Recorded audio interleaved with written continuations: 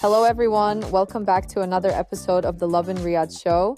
Today is April 22nd and today's episode is one of those that really makes you think because it's about two very different things. One from over 1,300 years ago and one happening right now, but somehow they both connect in a really interesting way.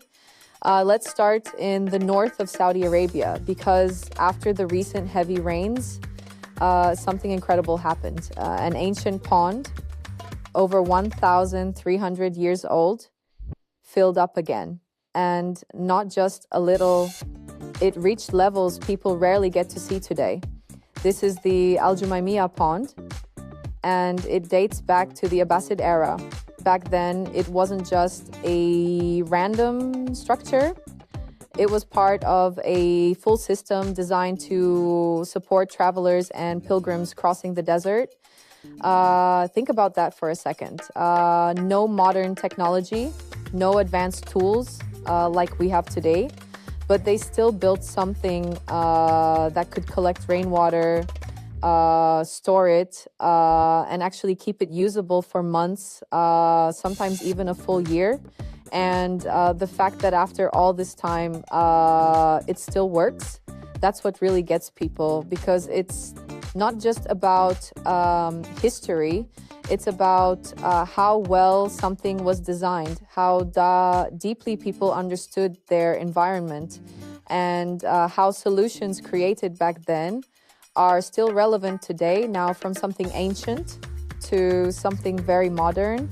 Let's talk about a Saudi innovation that's been all over social media recently.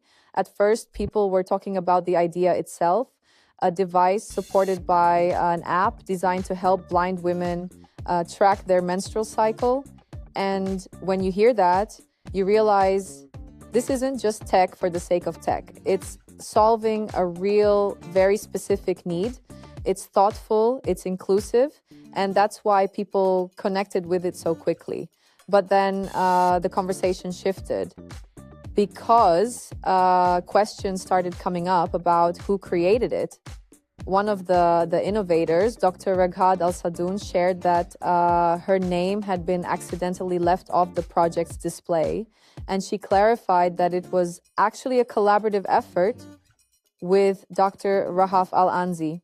Dr. Rahaf also confirmed that, publicly thanking people and acknowledging the partnership. But as we've seen before, once something goes viral, the conversation doesn't just stop there. People had opinions. Some supported one side, some focused on recognition, others on the idea itself. And it became more than just about the invention. It became about credit, collaboration, and visibility. The good part? The university responded quickly. They updated the display, added both names, and corrected the situation. And that step, even though it seems simple, actually matters a lot because recognition is part of the process. Now, when you look at both of today's stories together, one is 1,300 years old, the other is brand new. But they both highlight something important: human thinking.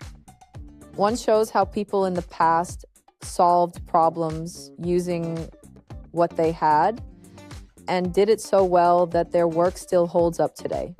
The other shows how people today are solving problems we didn't even think about before with empathy and awareness. Different times, different tools, same mindset, looking at a situation and asking, how can this be better? That's it for today's episode. Thanks for listening, and we'll see you in the next one.